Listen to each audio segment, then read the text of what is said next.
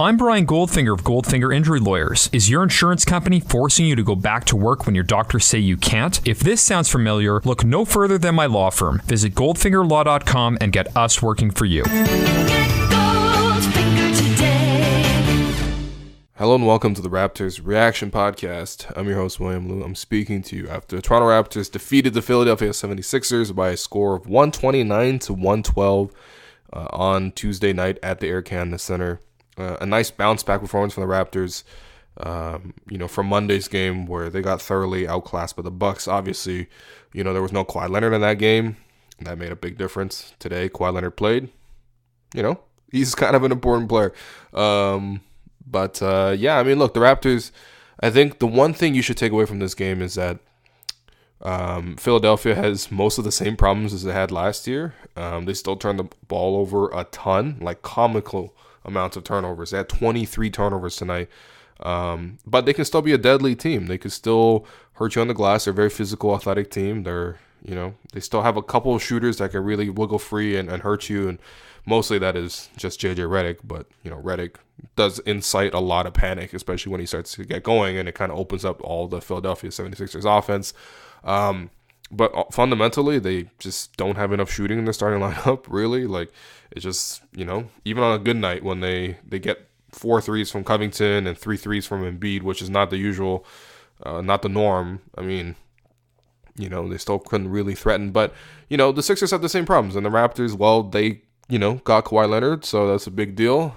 We could start with Kawhi, who I just think that he's just so consistently excellent on a night-to-night basis. Obviously, there are nights where he's going to rest, and we saw that twice already, and there's a bit of confusion about that, although the Raptors came out today and said, they're going to be smart about his usage, and so you just have to check from game to game. So, okay, that's cool. That's where we're going to keep it at. That's cool. That's great. That's good that we know, but man, when he does play, Kawhi Leonard is really, really good. The stat line tonight, 31 points, 7 rebounds, 4 assists, 4 steals, 10 of 19 from the field goal, 2 of 5 from deep, 9 of 10 from the free throw line in 34 minutes. I mean, just MVP level performance, dominant performance, where he's just going to be, at this level every single night. And it's just nice to see. Defensively, that's the part where you really got to talk about, because Ben Simmons was the unfortunate player that had to play against Kawhi Leonard tonight, and Ben Simmons had 11 turnovers. All right, 11 turnovers. Ben Simmons was 2 rebounds away from a quadruple-double with turnovers. As it is, he still got the triple-double with turnovers. Congratulations. But Kawhi Leonard, I mean, he just hounds you. I mean, I'm sorry. I feel bad for players that got to go up against Kawhi Leonard. The guy who's actually done the best so far is probably Wes Matthews. I thought he actually got a couple of shots off against Kawhi, but man, Ben Simmons cannot shoot. Ben Simmons just kept driving to the paint, and Kawhi just kept picking him off. I mean, Kawhi only had 4 steals. Very important steal, actually, at the end of the game, where the Sixers kind of made a bit of a comeback at the end of the game, and I'll talk about that in a second. But, Kawhi kind of just put that to bed, where Simmons is trying to dribbling around in the paint, trying to survey for a shot, which is basically what he does, right? He kind of just keeps his dribble alive and moves around from side to side, and the Sixers screen, and then he tried to find somebody open for a jumper. Kawhi comes in, pokes the ball away from him, steals it. They go the other way. Kawhi gets the ball. He's in the corner, and then he pops a 3, and it ends any hope of a comeback. I mean, he's this 2-time defensive player of the year for a reason. And on the play before that, Kawhi, the Sixers had just gotten the defensive rebound, and Kawhi basically comes and reaches around Simmons and pokes it away from him. And they were able to recover the ball. Simmons with great hustle, really, to torpedo, I think, Danny Green to get the loose ball and save possession. But doesn't matter, man. Kawhi just came back and picked him again. I mean, it's comical, man. He's that good defensively, and then offensively, you can't take anything away from this man. I mean, he's just, I really mean that. I don't mean that in a cliche sense. I mean, you can't deny him of his offense. Unless you're going to commit to doubling him all the time, which is a difficult decision to do when the Raptors have, 2 shooters in Kyle Lowry and Danny Green, who are both hitting really well right now. Also, Ibaka's been really efficient from the field. And then Siakam's always, a threat to cut. So it's difficult to double Kawhi. But if you don't double Kawhi, he's just going to get to his spots and he's going to score. And he's going to be efficient every single night. Like, just look at tonight. 31 points and 10 of 19 shooting with 9 to 10 from the free throw line. I mean, just, you can't really stop him from getting his shots off. Like, Robin Covington, I think last year made first team all defense, which is, a little bit suspect, I would say. He's nice, but he's like Trevor Ariza nice. He's not like, Danny Green or Kawhi Leonard nice, but, yeah, I mean, Kawhi is just shooting over him. Same thing with Ben Simmons, just shooting over him, like Joel Embiid trying to come at him. And like Kawhi is interesting because he's such a complete offensive player, and he always knows how he can get his shot. So whenever he wants a shot, he goes into the post. The Raptors try to run some, cross screens today to get him switched onto a smaller guy and then post him up. We've seen the Raptors do that with DeMar a ton in the past, but same idea, except Kawhi is just able to get to the shot and then always rise up for an open shot, like always, man. And sometimes he doesn't even need to. Like I think the Raptors actually ran into a little bit of trouble today, trying to get those little mismatches for Kawhi. And I remember a possession where Danny Green tried to get him that switch by keeping his dribble alive and then got pressured into a turnover. Like sometimes there's just no need. Like you could just put Kawhi into the post and he's going to score. But also he's just a complete scorer. I mean, there's a transition he can score. I mean, like coming off cuts he can score. He can hit the wide open threes. He can pull up on the threes. He can get to the foul line. Like today, 10 free throw attempts. I feel like very well deserved effort because he kept going to the basket. He's fearless. He's strong. He's gonna get to the rim, and he was excellent, man. He got MVP chance tonight. I mean, still think they're a bit thirsty this early in the season, but tonight it was absolutely a night where he deserved it. I mean, that steal on Ben Simmons and then hitting that three in the corner there, just incredible. And I think Kawhi has consistently performed in these close games so far this season. You look at the Cavs game, you look at that Timberwolves game, you look at that Mavericks game, and then you look at this game. Like, when he's in the game and the game is close, Kawhi Leonard's going to get the ball and he's going to score and he's going to be efficient and he's going to play great defense as well. So great performance from Kawhi. He gets the first star. And then, man, there's a lot of competition for the second star because, like, a lot of good things happened tonight for the Raptors. I mean, when you score 129 points, you're going to get a couple great performances. I thought Serge Ibaka was pretty good again.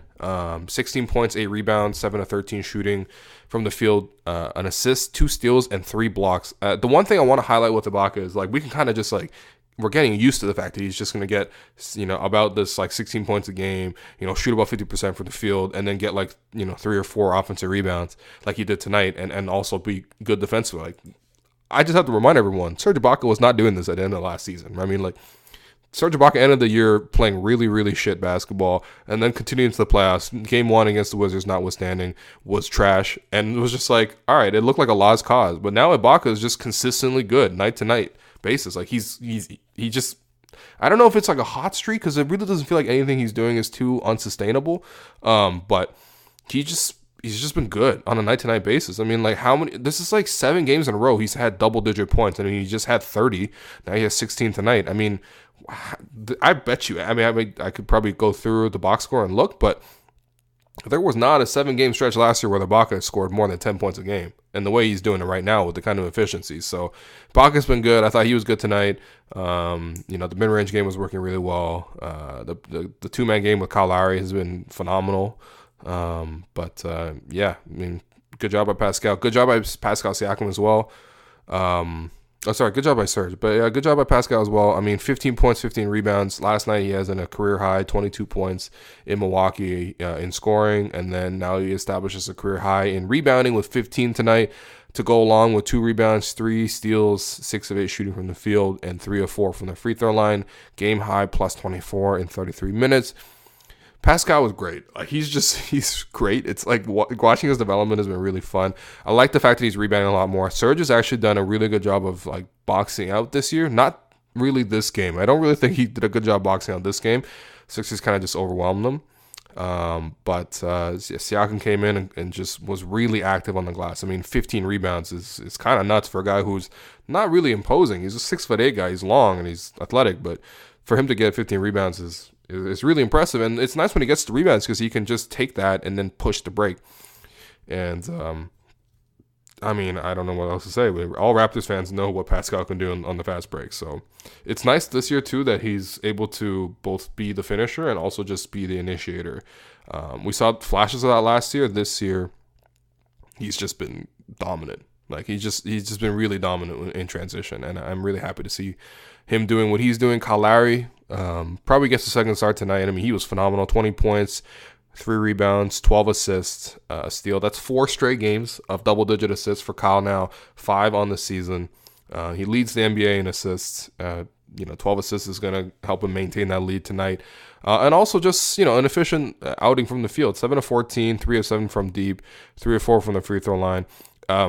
I saw a lot of progress tonight from Kyle in the sense that, like, there was one moment, I think in the second quarter, where Kyle didn't get a very obvious foul call. No, it was the first quarter. He was, like, running to the corner 3, and then the referee for some reason was on the court.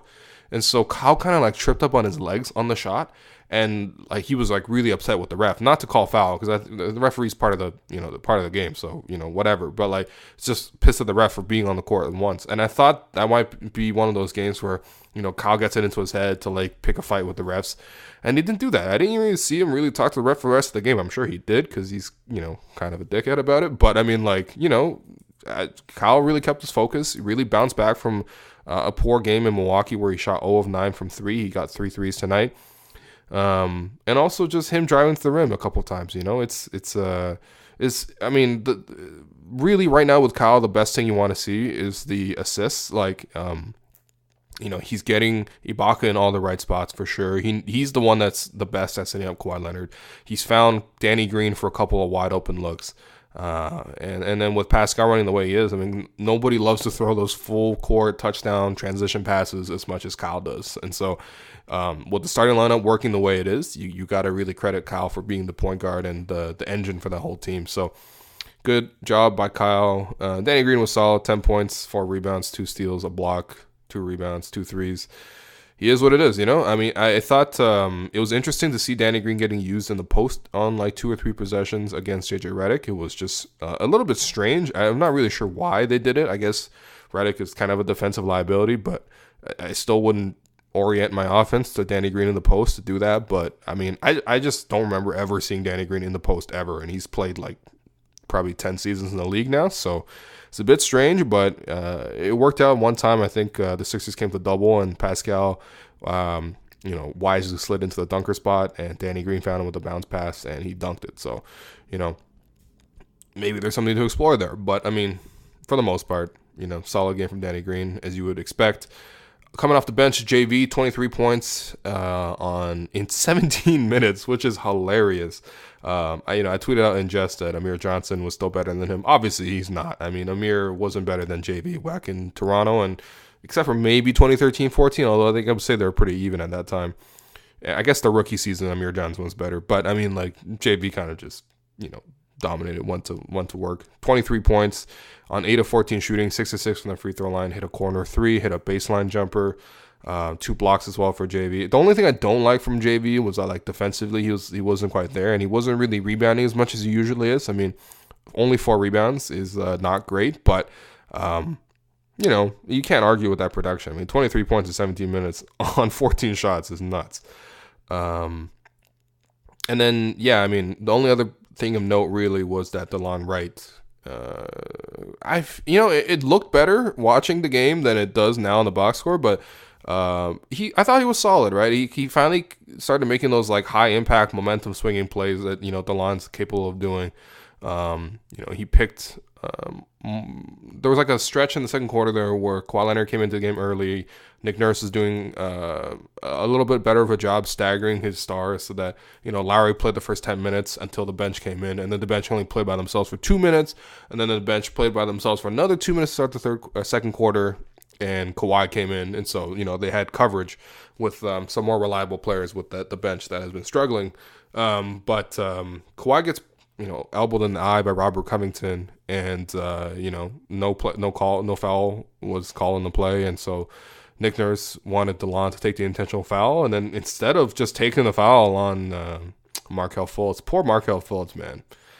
But I mean, DeLon Wright pokes him and gets the steal, strips him, and then goes for a layup. He kind of missed, which is a little bit embarrassing, but I mean, still, I thought DeLon just came through with a couple of momentum swinging plays, and it kind of reminded us that like that's the kind of element that DeLon can bring to this game, where man, if the Raptors starters are playing the way they are, and I think that's definitely sustainable, they're going to have one of the best starting lineups in the league this year. But if they can just get some reliable bench production from DeLon and VanVleet whenever he's back from this lingering toe issue, that would just help the Raptors be more steady throughout the game, because we saw it tonight, man. I mean, the Raptors have these great stretches where they can sustain leads. I mean, they had 35 points in the first quarter, 38 points in the third quarter. Like, they're just able to explode for these runs, and they're great defensively too. I thought the Raptors, the Sixers had 23 turnovers. Like, yeah, I don't even have to say they're great defensively, but there's just a couple things that's keeping them from sustaining their effort, whether that's not being able to rebound on the defensive glass. The Sixers got 17 offensive rebounds. I think the Raptors have conceded 10 or more in all their games so far. It's kind of a problem. Whether it's that or it's the fact that the bench just can't hold leads right now. And like, I thought the bench was actually decent-ish tonight, but because of JV. But even still, JV 23 points in 17 minutes, but he was only a +1. Like, that tells you kind of what the production on the floor was like. And you're just going to eventually need better production from your bench. And so we'll see that gets fixed with VanVleet back in the lineup consistently with Wright. But for the moment, it's leading to this stretches where basically the starters have to be brilliant. And the starters are brilliant. That's the thing. They'll come in, they'll give you an extra 10 points, start of the third, start of the first. And it's just up to the bench to not mismanage those extra 20 points. And, tonight they almost mismanaged it. The Sixers cut a 21-point, deficit down to about 7 points. But the Raptors, closed it out. Kawhi was great. Kawhi got the first star. Kawhi gets the second star. And then the third star, you can easily give it to one of Pascal, Serge, or JV. I'm going to give it to Pascal today just because I thought he, just made higher impact plays and he had the highest plus-minus. So there you go. Those are your 3 stars. And then in terms of your Gerald Henderson award, I'm going to go with Mike Muscala. And he had the lowest plus-minus in the game, -17, tied with Robert Covington. But, man, Muscala, 12 points in 16 minutes, 3 of 5 shooting, 5 of 5 from the free throw line. The reason he got those 5 free throws and also 2 of those offensive rebounds was because he was getting guarded by CJ Miles.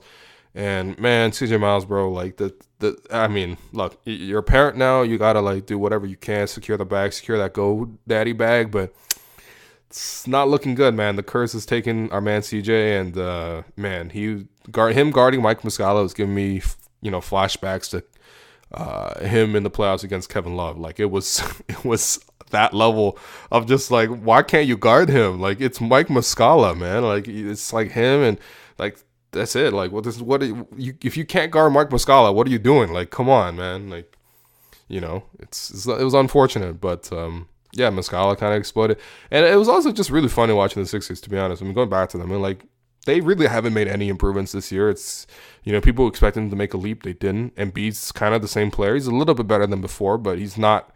He was already carrying this team, so him getting a little tiny bit better isn't going to change too much.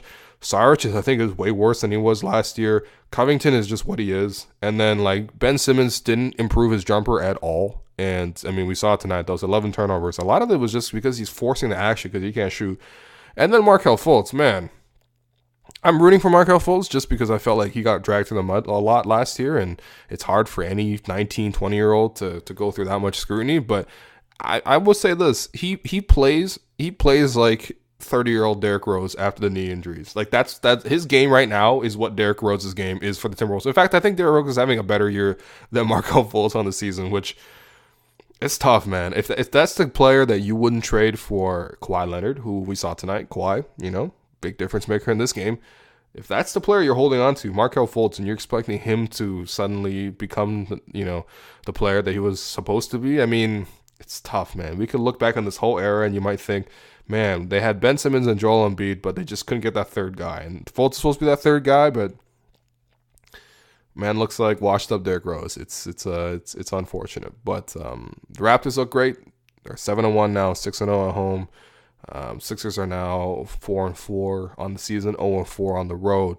And yeah, I mean, look, it's a nice bounce back game from the Bucks game for sure. So that's nice to see. The Raptors are about to embark on a 4-game road trip where they're going to start on Friday against the Suns, and I'll be back after that game to recap, the first stop in their 4-game road trip.